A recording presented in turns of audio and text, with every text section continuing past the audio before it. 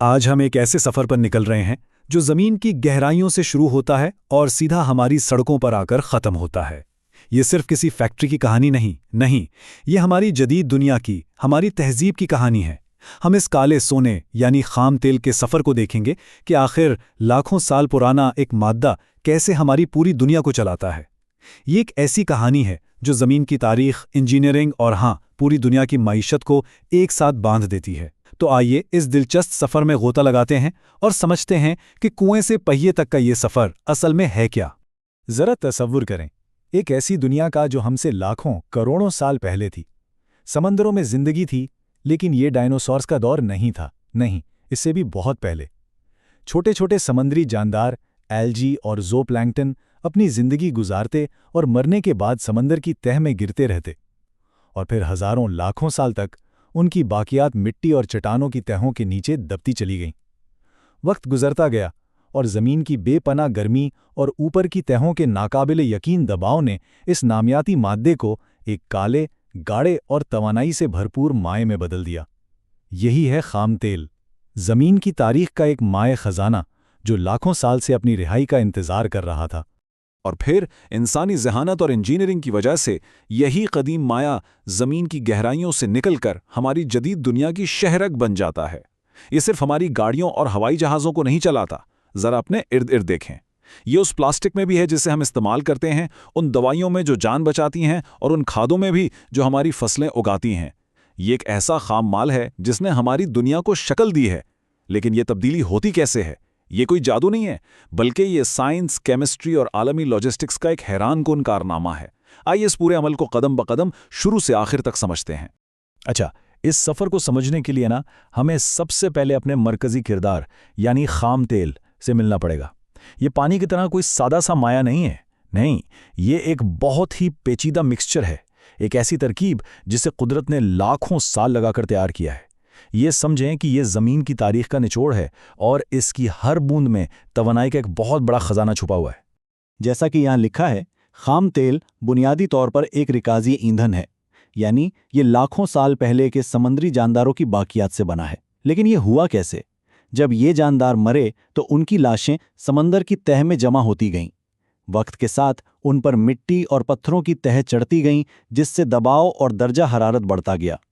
इस शदीद माहौल में ये नामियाती मादा कीमियाई तौर पर बदलकर कैरोजन नामी एक मोमी मादे में तब्दील हो गया, और फिर मजीद गर्मी और दबाव ने इस कैरोजिन को माए और गैस हाइड्रोकार्बन्स में तोड़ दिया। अब सवाल यह है कि ये हाइड्रोकार्बन्स क्या बला हैं? आसान लफ्ज़ों में ये हाइड्रोजन और कार्बन एटमों से बने मॉलिक्यूल्स हैं। इनकी शक्लें अलग अलग हो सकती हैं, एक सादा सी मीथेन गैस से लेकर सैकड़ों एटमों वाली लंबी लंबी जंजीरों तक। तो खाम तेल क्या हुआ? ये इन सैकड़ों बल्कि हज़ारों मुख्तलिफ हाइड्रोकार्बन्स का एक गाढ़ा सूप है, और यही चीज़ इसे इतना कारआमद बनाती है। लेकिन एक बात याद रखें, सारा खाम तेल एक जैसा नहीं होता। इसकी किस्में होती हैं। इन्हें बुनियादी तौर पर दो चीज़ों की बुनियाद पर बांटा जाता है। उसका वज़न कैसा है और ये मीठा है या खट्टा। वज़न का ताल्लुक उसकी कसाफत से है, जिसे API ग्रेविटी में नापते हैं। आसान लफ्ज़ों में ये पानी के मुकाबले में कितना गाढ़ा या पतला है। अगर API ग्रेविटी ज़्यादा है तो मतलब तेल हल्का है, पानी जैसा, और अगर कम है तो शहद जैसा गाढ़ा है। हल्के तेल ज़्यादा कीमती होते हैं क्योंकि इनसे पेट्रोल जैसी चीज़ें बनाना आसान होता है। अब आते हैं दूसरी चीज़ पर, मिठास। इसका ताल्लुक सल्फर की मिकदार से है।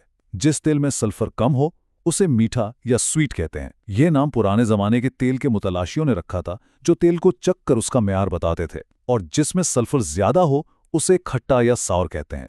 खट्टे तेल को साफ करना ज़्यादा मुश्किल और महंगा होता है क्योंकि उसमें से सल्फर निकालना पड़ता है। तो अब जब हम जान गए हैं कि खाम तेल क्या है और उसकी किस्में कैसी होती हैं, तो चलें इसके सफ़र के पहले बड़े मरहले पर चलते हैं। इंडस्ट्री में इसे अपस्ट्रीम कहते हैं। इसे दरिया के बहाव की तरह समझे। अपस्ट्रीम वो जगह है जहां से सब कुछ शुरू होता है, यानी माखज़। तेल और गैस की दुनिया में इसका मतलब है तेल को ढूंढना, उसके लिए खुदाई करना और उसे ज़मीन से बाहर निकालना। अपस्ट्रीम का आगाज़ बिल्कुल एक ख़जाने की तलाश की तरह होता है। माहिरीन अर्ज़ियात ज़मीन के नीचे छुपे तेल के ज़खायर को ढूंढते हैं। वो सेस्मिक सर्वे जैसी टेक्निक्स इस्तेमाल करते हैं, जिसमें वो ज़मीन में ताकतवर आवाज़ की लहरें भेजते हैं और फिर उनकी गूंज सुनते हैं। ये बिल्कुल ऐसा है जैसे ज़मीन का अल्ट्रासाउंड किया जा रहा हो, जिससे उन्हें चट्टानों की साख्त का नक्शा बनाने में मदद मिलती है। जब उन्हें कोई उम्मीद अफ़ज़ा जगह मिल जाती है तो फिर खुदाई का महंगा और ख़तरनाक अमल शुरू होता है। और ये कुएं कोई मामूली नहीं होते, अक्सर कई कई किलोमीटर गहरे होते हैं, जो हमें ज़मीन की सतह से बहुत नीचे कदीम चट्टानों की तहों तक ले जाते हैं। आजकल की ड्रिलिंग वाकई एक इंजीनियरिंग का कमाल है। देखिए, पहले ज़माने में कुएं सिर्फ सीधे नीचे खोदे जाते थे, बिल्कुल ऐसे जैसे आप स्ट्रॉ से कोई मशरूब पीते हैं। लेकिन सोचें, अगर मशरूब ग्लास में नीचे पतली सी तह में फैला हुआ हो, एक सीधा स्ट्रॉ ज़्यादा कुछ नहीं निकाल पाएगा। आज उफ़ की ड्रिलिंग ने सारा खेल ही बदल दिया है। इसमें कुएं को पहले सीधा नीचे तेल की तह तक खोदा जाता है, फिर जदीद टेक्नोलॉजी से ड्रिल बिट को आहिस्ता आहिस्ता मोड़कर उफ़की यानी साइडवेज खुदाई शुरू की जाती है, और ये उफ़की हिस्सा कई मील लंबा हो सकता है। इसका फायदा यह है कि एक ही कुएं से चट्टान के बहुत बड़े हिस्से तक पहुंचा जा सकता है। इससे न सिर्फ पैदावार बढ़ती है, बल्कि माहौल पर असर भी कम होता है, क्योंकि सतह पर कम कुएं खोदने पड़ते हैं। कुछ चट्टानें जैसे शेल एक सख्त स्पंज की तरह होती हैं। इनमें तेल और गैस के छोटे छोटे कतरे तो होते हैं, लेकिन वो फंसे होते हैं और आसानी से बाहर नहीं निकल सकते। यहीं पर हाइड्रोलिक फ्रैक्चरिंग, या जिसे फ्रैकिंग कहते हैं, काम आती है। ये एक ऐसी तकनीक है जिसने तवानाई की दुनिया में इनकलाब बर्पा कर दिया है। इसमें होता यह है कि पानी, रेत और कुछ केमिकल्स का एक मिक्सचर कुएं में इंतहाई ज़्यादा दबाव पर पंप किया जाता है। यह दबाव इतना शदीद होता है कि यह ज़मीन के नीचे चट्टानों में छोटी छोटी दरारें या फ्रैक्चर्स पैदा कर देता है, बिल्कुल ऐसे जैसे आप किसी सख्त स्पंज को तोड़कर उसके अंदर फंसे पानी को बाहर निकालें। लेकिन एक मसला है, जैसे ही दबाव हटाया जाएगा, चट्टान का अपना वजन इन दरारों को वापस बंद कर देगा। तो इसका हल क्या है? इसका हल है प्रोपेंट्स। ये रेत या सिरेमिक के छोटे मजबूत जर्रे होते हैं जो फ्रेकिंग वाले पानी में मिलाए जाते हैं। जब पानी को पंप किया जाता है तो ये जर्रे भी इन नई बनी दरारों में चले जाते हैं, और जब पंपिंग का दबाव खत्म होता है तो ये जर्रे इन दरारों को खुला रखते हैं, बिल्कुल वैसे ही जैसे आप दरवाजे को खुला रखने के लिए उसके नीचे कोई लकड़ी का टुकड़ा फंसा दें। ये खुली दरारें अब इन फंसे हुए तेल और गैस के लिए छोटी छोटी शाहराहों का काम करती हैं, जिनसे बहकर वो कुएं तक पहुंच जाती हैं। ये समझना बहुत ज़रूरी है कि कुएं से जो चीज़ ऊपर आती है ना, वो कोई साफ सुथरा पेट्रोल पंप वाला तेल नहीं होता। नहीं, वो एक कच्चा गंदा मिक्सचर होता है, जैसे एक सालड ड्रेसिंग जिसे खूब हिलाया गया हो। इसमें खाम तेल होता है, कुदरती गैस होती है, पानी होता है और साथ में रेत और दूसरी गंदगी भी। इसलिए जहां से तेल निकलता है वहीं पर पहला सफाई का मरहला शुरू हो जाता है। इस मिक्सचर को बड़े बड़े टैंकों यानी सेपरेटर्स में डाला जाता है। यहाँ कशिश शकल अपना काम करती है। जैसे सालड ड्रेसिंग को थोड़ी देर रखने पर तेल और सिरका अलग हो जाते हैं, बिल्कुल इसी तरह इस मिक्सचर में बाहरी पानी और रेत नीचे बैठ जाते हैं। हल्का तेल दरमियान में एक तह बना लेता है और सबसे हल्की गैस ऊपर जमा हो जाती है। तो ठीक है, तेल को जमीन से निकाल लिया गया, उसे गैस और पानी से अलग भी कर लिया गया। अब आगे क्या? अब शुरू होता है इसके सफर का दूसरा मरहला, मिड स्ट्रीम।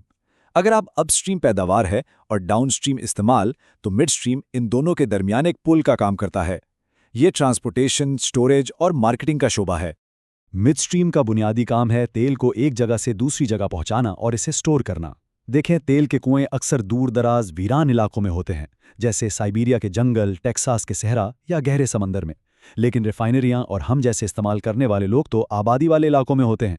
तो मिडस्ट्रीम इंडस्ट्री का काम उस खाम तेल को पैदावार की जगह से हज़ारों मील दूर रिफाइनरीज तक महफूज और अच्छे तरीके से पहुंचाना है। और ये एक बहुत बड़ा लॉजिस्टिकल चैलेंज है, जिसमें जोग्राफिया, सियासत और पैसा सब शामिल हैं। खाम तेल को एक जगह से दूसरी जगह ले जाने के कई तरीके हैं। सबसे आम और सस्ता तरीका पाइपलाइंस हैं। ये समझें कि ये स्टील की नसों का एक बहुत बड़ा जाल है जो ज़मीन के नीचे और ऊपर बिछा हुआ है, और इसमें खाम तेल मुसलसल बहता रहता है। जब बरेआज़मों के दरमियान तेल भेजना हो तो बड़े बड़े ऑयल टैंकर्स इस्तेमाल होते हैं। ये समंदर पर तैरते हुए देवे हैकल गोदाम हैं जो एक वक्त में 20 लाख बैरल तक तेल ले जा सकते हैं। इसके अलावा कम फासले के लिए या उन इलाकों के लिए जहां पाइपलाइन नहीं है, रेलगाड़ियों और टैंकर ट्रक्स का भी इस्तेमाल होता है। ये पूरा निज़ाम इस बात को यकीनी बनाता है कि दुनिया की मईशत को चलाने के लिए खाम तेल का बहाव कभी ना रुके। और अब हम पहुंच गए हैं अपने सफर के आखिरी और शायद सबसे ज्यादा दिलचस्प मरहले पर, डाउनस्ट्रीम। ये वो मकाम है जहां खाम तेल, जो कि कच्चा और तकरीबन बेकार माल है, उन सैकड़ों मुफीद चीज़ों में तब्दील होता है जिन्हें हम अपनी रोज़मर्रा की ज़िंदगी में इस्तेमाल करते हैं। ये समझें कि ये केमिकल जादूगरी का मरहला है। खाम तेल का आखिरी पड़ाव होता है ऑयल रिफाइनरी। इसे एक बहुत बड़े पेचीदा केमिकल किचन की तरह समझें। ये इतने बड़े सनती कॉम्प्लेक्स होते हैं कि इन्हें छोटे शहर कहा जा सकता है, जहां हर तरफ पाइपों, टावर्स और टैंकों का जाल बिछा होता है। एक बड़ी रिफाइनरी की सलाहियत हैरानकुन होती है। ये एक दिन में 3 लाख से 6 लाख बैरल खाम तेल को प्रोसेस कर सकती है। ये इतना तेल है कि इससे लाखों गाड़ियों के टैंक भरे जा सकते हैं। यहाँ खाम तेल को मुख्तलिफ मराहिल से गुजारकर दर्जनों मुख्तलिफ मसनूआत में बदला जाता है। रिफाइनरी का पूरा अमल एक बहुत ही बुनियादी साइंसी उसूल पर काम करता है, जिसे हम सब जानते हैं। हर माया एक मुख्तलिफ दर्जाए हरारत पर उबलता है। मिसाल के तौर पर पानी 100 डिग्री सेल्सियस पर उबलता है, जबकि अल्कोहल तकरीबन 78 डिग्री पर। चूंकि खाम तेल सैकड़ों मुख्तलिफ हाइड्रोकार्बन्स का मिक्सचर है और हर हाइड्रोकार्बन का अपना अलग बॉइलिंग पॉइंट होता है जो उसके मॉलिक्यूल के साइज और वजन पर मुनहसर होता है, रिफाइनरी बस इसी एक खासियत का फ़ायदा उठाकर इस सूप को उसके अज्जा में अलग करती है। इस अमल को फ्रैक्शनल डिस्टिलेशन कहते हैं। तो होता यह है कि सबसे पहले खाम तेल को एक बड़ी भट्टी में बहुत ज़्यादा गर्म किया जाता है, तकरीबन 400 डिग्री सेल्सियस तक। इस शदीद गर्मी से तेल का बड़ा हिस्सा भाप यानी बुखारात में बदल जाता है। फिर इस गर्म माया और भाप के मिक्सचर को एक बहुत ऊंचे टावर में पंप किया जाता है, जिसे फ्रैक्शनेटिंग कॉलम कहते हैं। ये टावर 100 फुट से भी ऊंचा हो सकता है। इसकी खास बात यह है कि ये नीचे से बहुत गर्म होता है और जैसे जैसे आप ऊपर जाते हैं ये ठंडा होता जाता है। अब जरा तसव्वुर करें, ये गर्म भाप इस टावर में ऊपर उठना शुरू करती है। जैसे जैसे वो ऊपर जाती है वो ठंडी होने लगती है।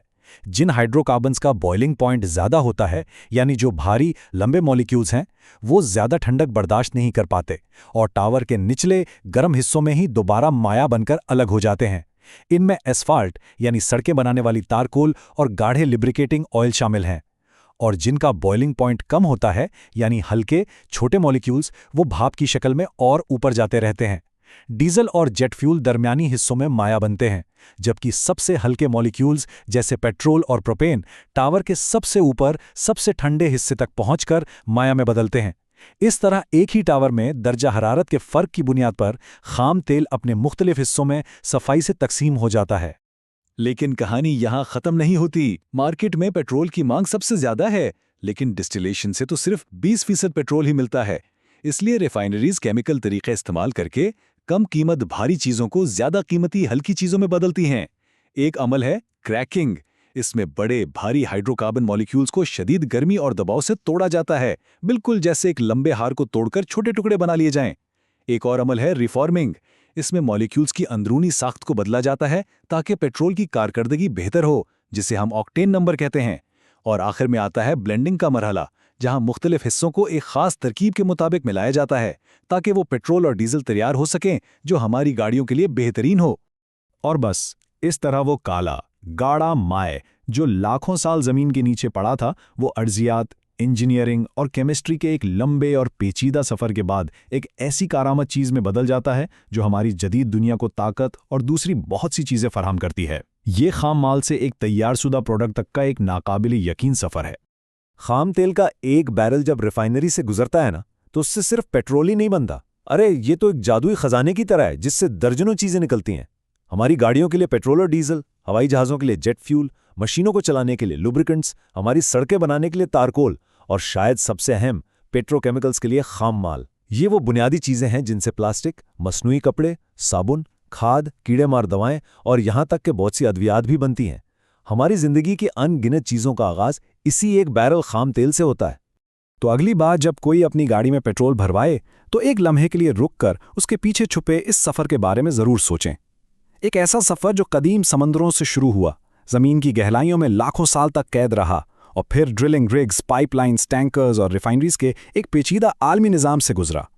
लाखों साल और हज़ारों मील का सफ़र, सब कुछ सिर्फ एक टैंक गैस के लिए।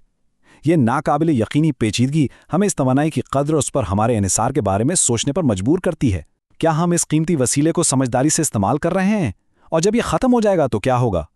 ये वो सवालात हैं जो इस सफ़र को समझने के बाद जहन में आते हैं।